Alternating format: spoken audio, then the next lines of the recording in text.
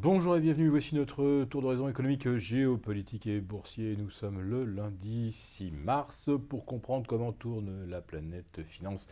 C'est sur la bourse au quotidien et nulle part ailleurs et l'épisode du jour s'intitulera Warren Buffett le dit, la croissance c'est cadeau. Ouais, Monsieur Warren Buffett a une grande confiance dans l'avenir. Alors on se souvient que c'était un des soutiens indéfectibles d'Hillary Clinton, mais finalement il apprécie assez les conditions pro-business mises en place par Donald Trump et il pense que la croissance, eh bien c'est pas terminé. Alors c'est vrai que sur les 240 ans d'existence des États-Unis, généralement un cycle, ça durait 6-7 ans, un cycle de croissance durait bon an mal an entre 5 et 6 ans, mais là on a changé la donne, c'est la nouvelle économie. On peut donc avoir maintenant des cycles de croissance de 8 ans, 9 ans, 10 ans, pourquoi pas, avec l'appui des banques centrales, ça peut continuer longtemps. Eh oui, la croissance, c'est cadeau. Oui, la croissance, elle est liée au flux de liquidités injecté par les banques centrales. Allez, pour reprendre une image que vous connaissez naturellement, mais c'est un petit peu comme si l'économie, eh bien, chaque mois, on lui donnait une avance sur salaire. Et c'est pas une avance sur salaire une fois dans l'année, non, c'est tous les mois que l'économie reçoit son avance sur salaire, donc elle touche sa paye, plus un bonus qui lui permet effectivement d'arrondir ses fins de mois. Mais rassurez-vous, cette avance sur salaire faite aux ultra riches ne vient pas dans l'économie des non riches, ça reste dans le casino financier. Et M. Warren Buffett en est un des princes, un des maîtres. Alors c'est vrai que lorsqu'il a commencé à investir, c'était pas de la finance casino. On achetait des entreprises, on achetait de véritables histoires. Aujourd'hui, vous achetez simplement un prix qui lui-même résulte des prix précédents. Alors soit sur des unités de temps inférieures à la seconde, soit sur des unités de temps de 2 ou 3 heures. Le prix précédent déterminant le prix suivant et pas du tout l'actualité du jour comme vous l'avez fort bien compris. Alors, est-ce que l'actualité du jour a parfois quelque impact sur la bourse? Alors, évidemment, après le week-end politique qu'on a eu en France, on peut se poser la question. Eh bien, ce matin, on a vu l'euro retomber lorsque M. Juppé a réaffirmé une nouvelle fois qu'il n'irait pas, qu'il n'est pas l'homme du changement souhaité par les Français. Mais on oublie peut-être un peu vite de s'apesantir sur un tacle extrêmement sévère à l'encontre de M. Fillon, à savoir qu'il a placé la droite dans une situation intenable. Sous-entendu, les élections présidentielles ne seront pas gagnées par la droite si M.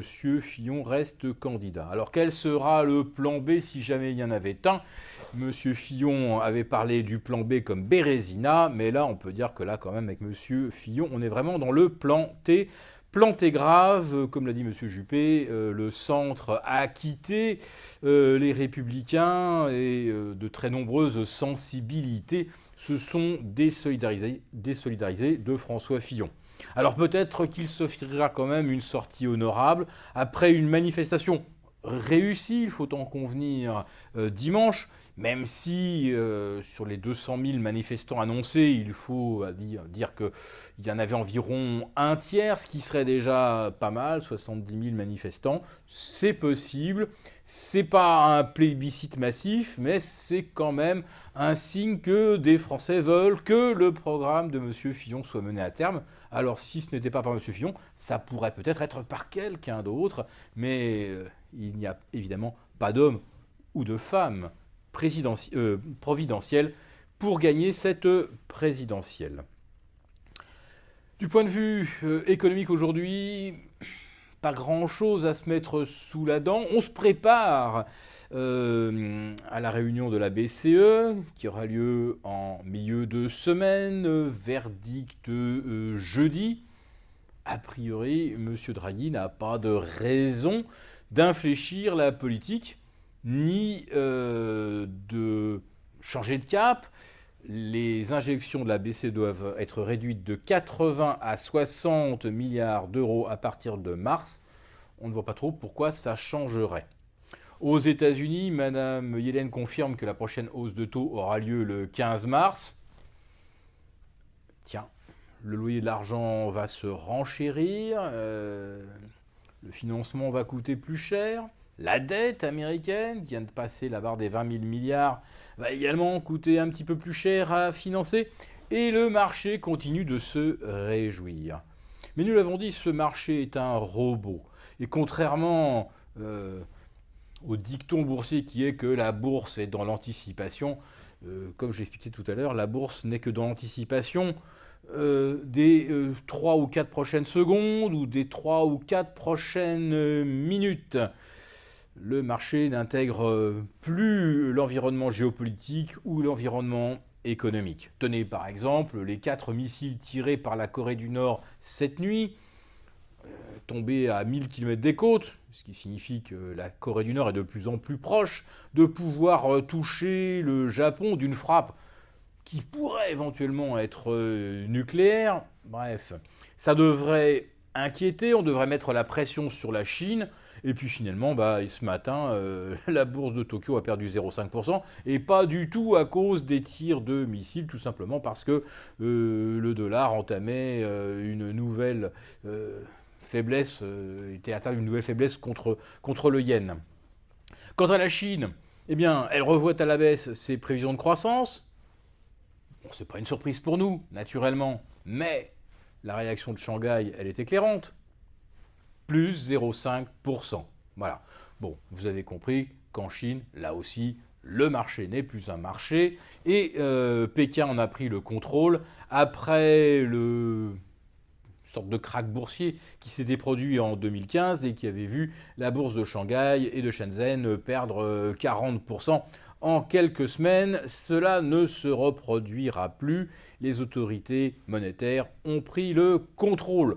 C'est la même chose d'ailleurs à Tokyo, puisque on sait que le gouvernement et la Banque centrale du Japon sont les premiers opérateurs chaque jour sur le marché au travers des ETF, sur lesquels ils sont absolument, comme on dit, tout puissants. Alors M. Buffett a peut-être raison, oui, si les banques centrales gardent le contrôle, qu'elles continuent chaque mois d'avancer un mois de salaire à l'économie, ça peut continuer. Mais est-ce qu'il y a un moment, à force de s'illusionner sur ce miracle permanent, on ne perd pas de vue que des forces antagonistes s'additionnent? En bon newtonien, je vous rappelle qu'une action entraîne une réaction de force égale et opposée.